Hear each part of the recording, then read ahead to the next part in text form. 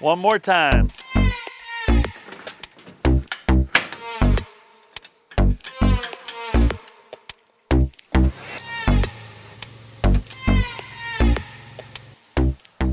Hi there, folks, and welcome to another episode of Michael's Backyard Marina. Well, in my last video, we were out on the Mississippi River, right? And we ended up getting in a little trouble down south of Lock 19, where the Des Moines River meets the Mississippi River, right? Ended up in a little bit of a sandbar situation.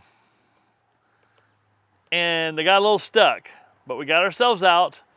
But I don't know what kind of damage I may or may not have done to things. So in this video, we're going to go through a few things. We're going to pull this out drive off for one. We're going to inspect that water pump. We're going to look at some possible other things that could have happened down on the lower unit. We're also going to go in the engine compartment, because when I was stranded, I pulled the main hose that comes from the lower unit pump up to the engine, and there was no water pump until I poured water back through it and blew really hard through that hose, and then I got water to pump back out again. Fortunately, that worked, and I got water pumping again, and I got fresh water coming up. So what was happening when I was at an idle, I believe this lower unit quit pumping for whatever reason, plugged or otherwise, and then when I was idle, the temperature would maintain and kind of cool a little bit because of the water just circulating the block from the water pump, onboard water pump on the engine. And then when I'd throttle up, anything past idle, she would start to heat up and climb. And then I'd let it cool off again. And then once I finally blew this thing clear, I've got fresh water circulating back up into the engine, controlled the overheating problem, was able to get ourselves back home. Now, I was only able to get it up, cooled down to about 158, 160-ish. Normally on the temp gauge on this thing, it always ran at 150. So something has been impacted a little bit, obviously, because it's running a little warmer than it did. The other thing I ran into, I was going to pull the thermostat housing off, correct? And come to find out, one of my bolts would not reverse. It would not back out. It just spun, so we got a problem there. I have never done anything with a thermostat on this boat. Now I am. I'm going to show you guys how I'm going to get it apart, because I got a stripped bolt that won't come out. And I'm going to show you how I'm going to fix the thread and put some new hardware back on there. I'm gonna put a new water pump in this thing, because when I fired it up after getting stuck in that sandbar, a ton of nastiness went rattling through my water pump. I could hear it. It sounded like, I don't know, dripping sand out of a glass onto a spinning fan, box fan. It just had that kind of sound. It's not good. It's not good. But I think the whole 50 miles back up river, I'm hoping, sat there and flushed and a lot of debris out of the engine that might have got in the engine and in the intake manifold and exhaust manifold and all that fun stuff. So like I said, it made us 50 miles back home, ran about 8 to 10 degrees hotter than it normally does, but we made it home. So now it's time to dig in. I'm going to learn what happens when this happens to you, and you're going to learn right along with me. Plus, we're going to change that. We're going to put a new water pump in here, new thermostat, not a new thermostat housing, but fix the threads. We're going to put a new water pump that's in your out drive. We're going to put a new water pump in there. We're going to pull this off, inspect the U-joint and the splines, and grease the U-joints, and just check things out in general. And we're actually, after 50 miles of running again, I'm going to drop this gear oil one more time, and we're going to see how much it changed in 100 miles versus 200 miles. See how much of a change there is in this gear oil. Now, some of this you guys might think is wasteful, but I'm learning what my unit can handle, how often I might need to do stuff now that I'm running it a little harder than I used to. I used to do this gentle fishing. Now we're just wide open throttle up and down rivers for miles and miles, hour after hour. Not something that this old boat's been used to, but it's been holding up. In the engine compartment, we're going to look at the compression again. It's been 4 years to the month here since I got this boat and had the compression issues originally. Put Marvel mystery oil down the throat of each cylinder, let it soak overnight, ran it, checked the compression, and all my compression was back because it was just stuck rings. Since then, it's been running great, and it still continues to run great. But I just want to see 4 years later and all these hours of running later, is it still good? What do we got going on? And just recently, if you watch my other video on the old green boat, I just learned how to adjust the valves properly, you know, for the lifters and have the right preload on the hydraulic lifters. I want to pull this valve cover off, and we're going to back these off and readjust and just see, let's just see where we're at. And maybe we get a little more performance, maybe we won't. But that's up to, let's see. I mean, we may not notice it even. I just want to make sure everything's right. As long as we're digging into the motor, let's dig into it. Now I'm going to show you how I do this process. You guys can take, like I do, I go and watch a bunch of videos myself, just like you're probably doing right now. And I watch everybody else's techniques, and then I kind of do a hybrid version and bring them all together and do my own version of it. So that's how I try to bring you the best version of everything I can. Doesn't always work out. I learn right along with you. Let's jump in and show you some of the things I'm going to do first. First thing you want to do is find yourself a shady spot to work. If you don't have an air-conditioned shop to work in, find you a shady spot in your yard, near your shop if you can, like I have. This is right off the back of my shop, to find a place to work. Now, find your favorite set of sawhorses. Find you a piece of old plywood laying around that you might have just discarded. That's why you hang on to some of this stuff. Don't throw it away. It might be old, disgusted, and looks kind of gnarly, but guess what? It's going to work good.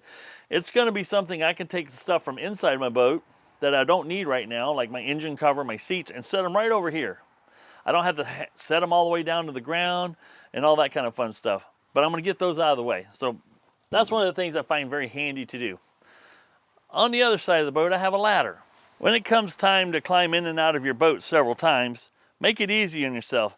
Now this boat's got a little higher sides. You can step on the fender, swing your leg across, but I find it so much easier just to take a couple steps up on a ladder. You can get up about another foot past your fender. You can step in a lot easier and possibly not get high centered and do yourself some damage. Next thing I do is grab your favorite tools.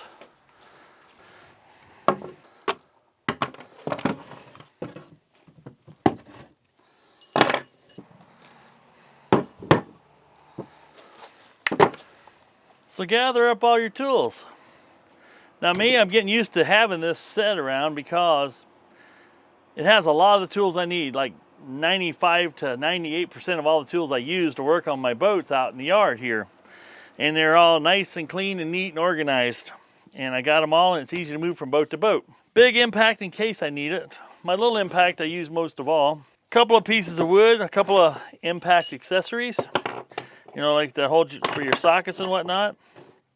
I got my timing light, compression tester, voltmeter in case I need it, pry bar, I will need it, and a couple of choice pieces of 2x4 because we're going to block that motor up when we take that front engine mount away to remove the water pump and the belt and whatnot. And make sure they're good dry wood in case you get fed up with the project.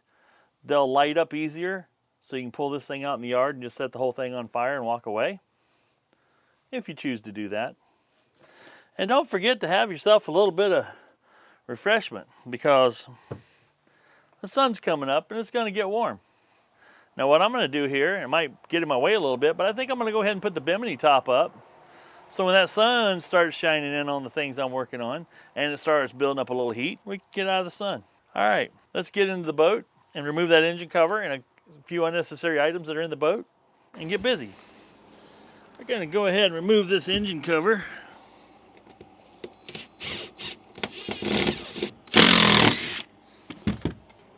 And when I put this together with the lights in the front, I was thinking ahead.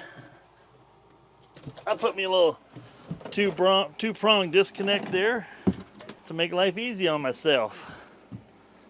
I'll go ahead and move these two seats, get them out of the way.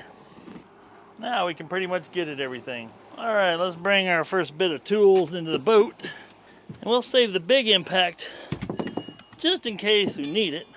Now on the other motor, didn't have this big old 18-gallon gas tank in my way, so I'll probably do my prying and lifting and blocking from this side.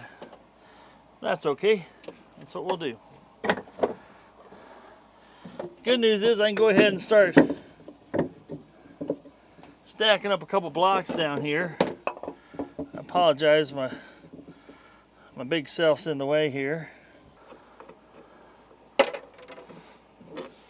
Interesting thing, that bolt was hand tight. The other one seems to be a little tighter. That's good.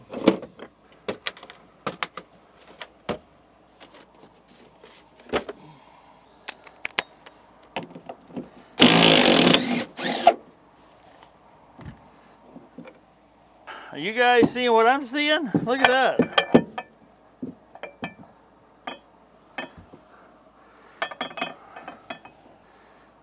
Now, I'd say this is one of those everything happens for a reason situation. We have here again a situation where I needed to get in here and do something because I hadn't looked at this stuff for a while. And lo and behold, this was finger loose along with that bolt. So it's actually kind of a good thing that I'm in here today doing some of this stuff. Now we're going to go ahead and back off these 4 motor mount bolts, and I take this motor mount completely off. By the way, on this model of outboard, those are 3/4 inch socket it took to do that number. And these right here, these are 9/16, and those are just a little bit bigger.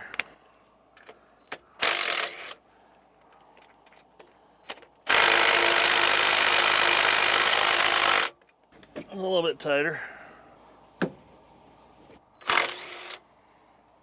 See if the rattle gun will take these off or not.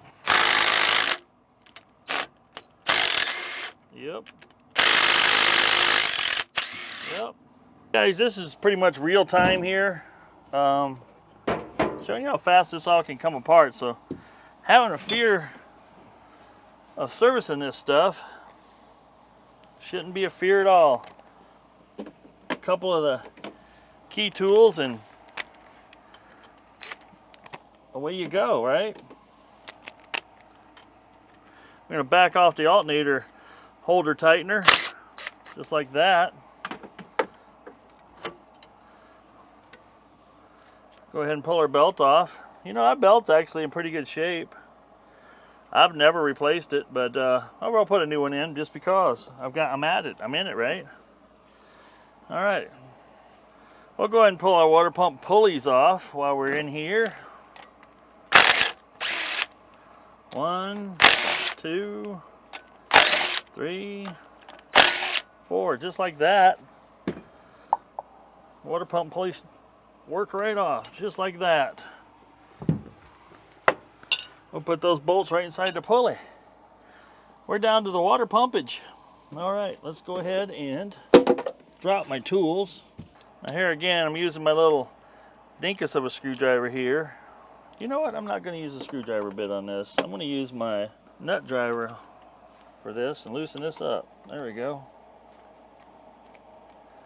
This pipe has got to come off. I may order a new one of these. This has been around since I've had the boat. Both hoses actually. Let's just freshen the whole thing up. Now everything I do here, guys, and all these parts, I'll leave a link in the description of where you can find them or where I got them. I say you can find them in more places than just where I got them, but we're gonna go ahead and back all these off so we can just take everything loose we want to take loose. This pry bar is going to be just a little overkill, but since I didn't bring my big screwdriver with me,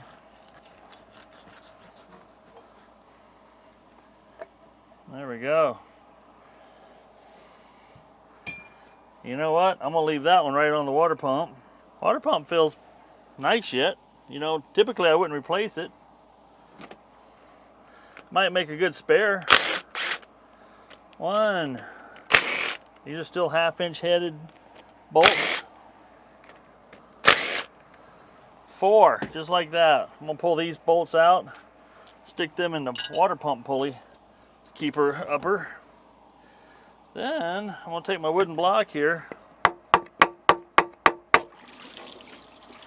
Yeah, all the water in the block's gonna come pouring out. That's fine.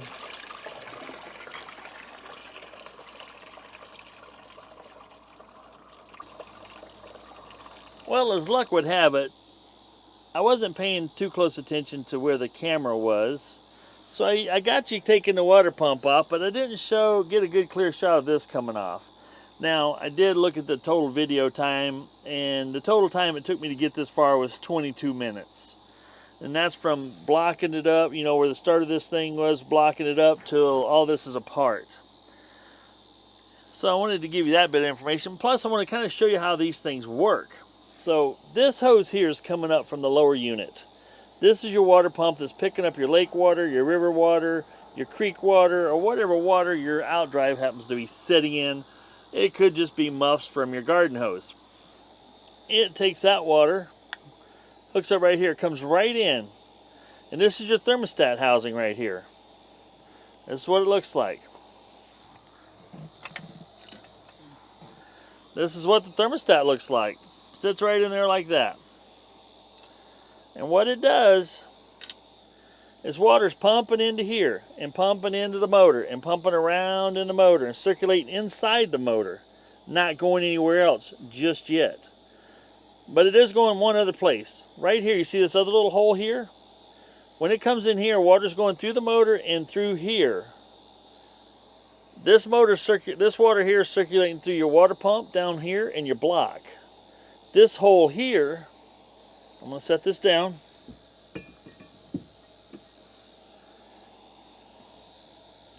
Pick it back up. That's your thermostat cover. That little hole right there lines up with that hole. That comes over here and goes into this block I took off of here. So it's bypassing all the time. Coming through here, so you always have water going through your exhaust manifold. Where that hose goes right down into here,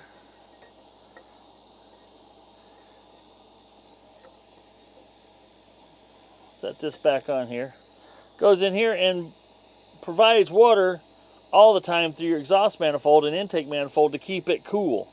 So it cools all the exhaust internally and all that kind of fun stuff, right? Then, once your thermostat opens up, blah, blah, blah, blah, blah,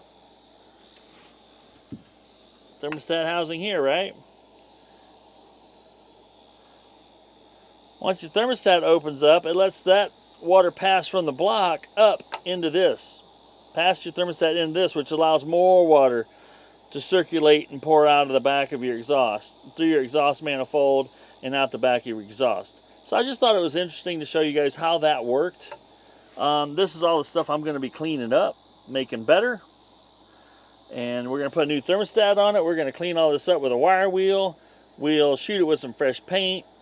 This is all cast iron pieces. These are all heavy, obviously. And as you can see here, I did break a stud off, or a bolt off, but that's okay. Actually, the head broke off, which is nice. What I'm going to do is I'm going to spray some penetrant on here so we can get some penetrating oil in there. And my guess is that's not crazy seized up in there. None of the other 5 were that came out. This one just had to be seized a little more, and the head just couldn't take the pressure. So what I'll do is I'll take a hammer, a ball peen hammer, and I'll beat on this a little bit, give it some shock, throw some a little bit of penetrating oil in there. I got a nice big boss right here. Gonna make it real easy to take my torch and just kind of heat that up and make this grow and break that bond between the rusty bolt and the exhaust manifold. We'll just actually break that right on out of there, no problem. The other thing I wanted to show you that somebody had done to me here, keep in mind this was on here like this. When I was on the water trying to back this bolt out, it wouldn't back out because somebody has stripped the threads out of here. And what they do, they stick a nut inside here. They stuck a nut through here so they could tighten it up.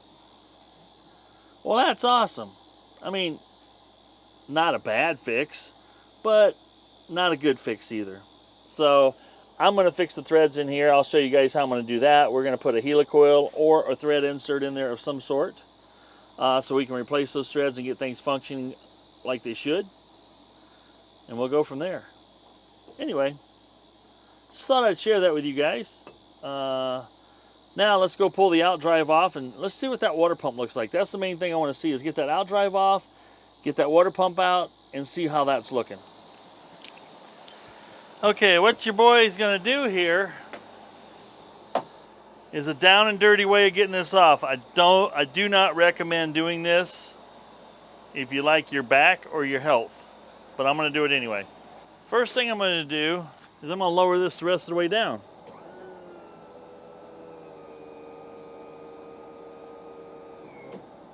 Next thing I'm gonna do is I'm gonna shift this into forward gear.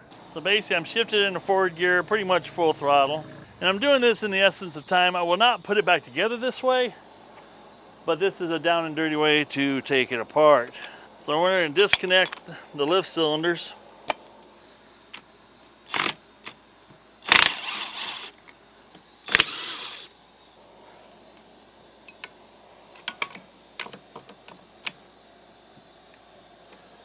Now the reason this comes apart so easy is I assembled it with marine grease on all the pieces, because that's what you should do if you ever want to service it.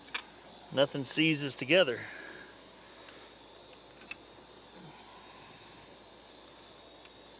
The rubber's being a little stubborn, but that's okay.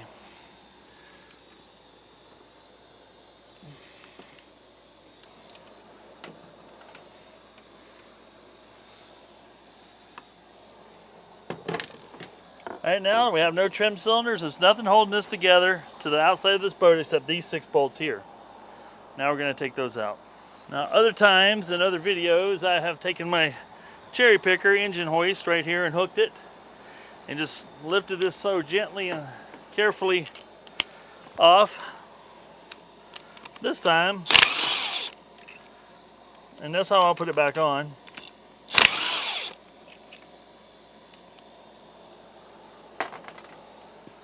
We're just going to bang these off. And I'm going to wiggle it off by hand.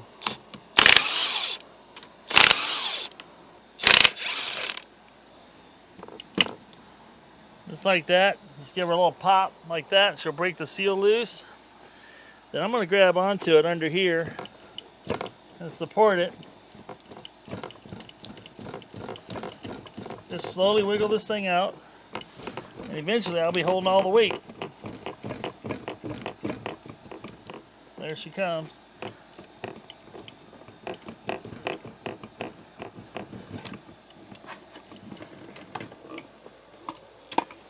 Just like that.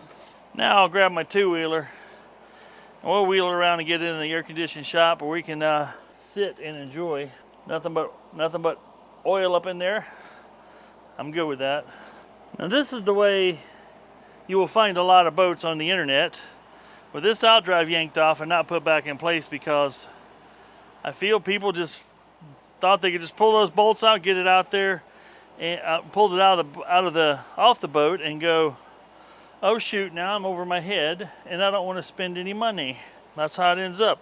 I'm not in over my head, and I ain't afraid to spend a little bit of money because I like my boats. So let's get this over onto the 2-wheeler and get this into the shop. Oh, dear Lord in heaven, please don't let me lose my O-ring. Oh.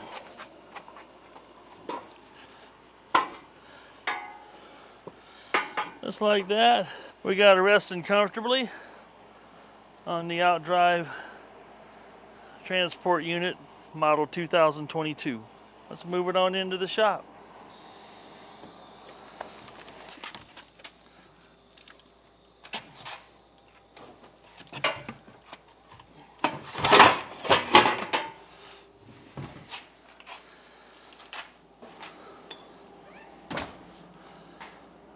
Well, everybody that's been following me for more than a couple of minutes knows when I built this thing, it's to hold my lower units, and I also have a little tool tray off to the left here, your right, and it's designed for basically 35 horse on down. Well, I got a couple of these big old Mercruisers that I'm going to be messing with, and the one I just took off, we got to have a place to work on it safely. And that's what I'm going to do now, is I'm going to take me some 2x4s and whip me up one that's big enough to hold those big outdrives that I can still stick in my vise, crank it down, and safely work on those monsters. let me go cut some wood and get that made. Well, I just spent 7 hours on my computer CAD software, computer aided design, and drew this up to perfection, and then went and did some sawing, and I think we're ready to assemble.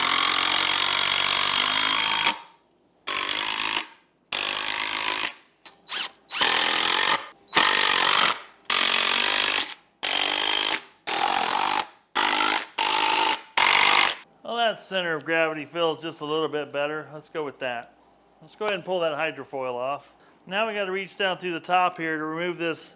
This is a counter rotational skeg. What it does is take the prop wash coming back and helps your steering stay straight so your steering wheel doesn't pull hard one way or the other. So let's go ahead and pull that off. Here again, you see all this stuff's breaking loose pretty free for me. That's because I put Never Sees on it.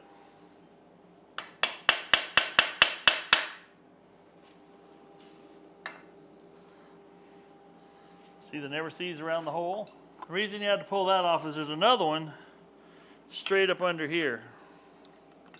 I believe it's 5/16 as well. There's 2 more nuts up underneath here we got to take loose. Those require a 5/8 socket. All right, so far we've loosened and broke loose a 5/16 Allen head here, socket head screw, 5/16 wrench it takes. There's another one from the bottom, and there's 2 that takes a 5/8 wrench right up in this area right here from the bottom up. And we got 1 more right here. And after we get it loose, we've only got 2 more to take loose. That one's loose. Now there's 2 nuts, 1 on this side and 1 on this side we got to take loose. And that's a 5/8 as well.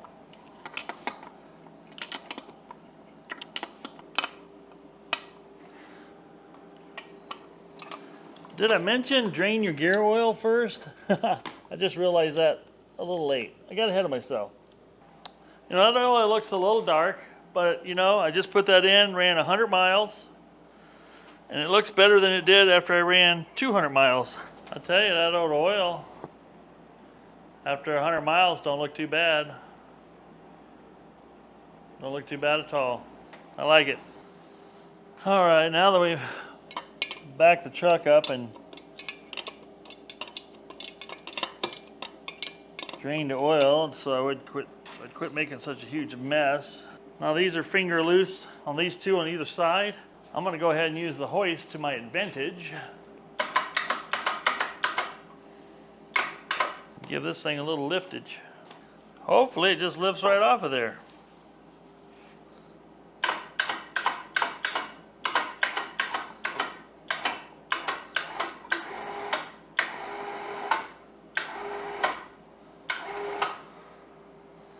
That's about as easy as it gets. I think I'll bring this over and set her closer to the floor in case life wants to get tricky.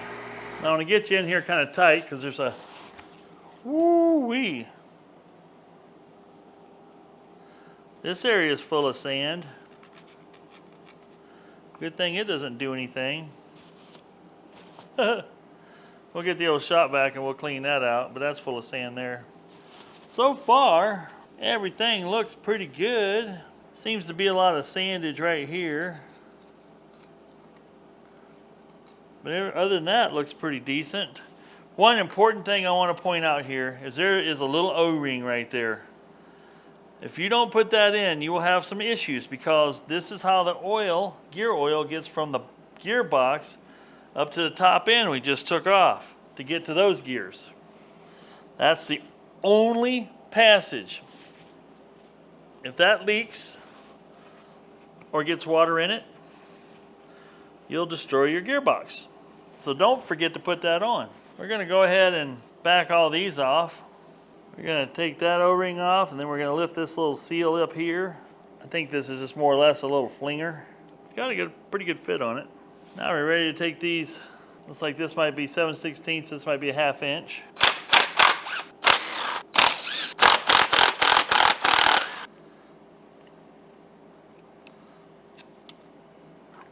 Well, there you have it. Now, definitely got a little wear going on.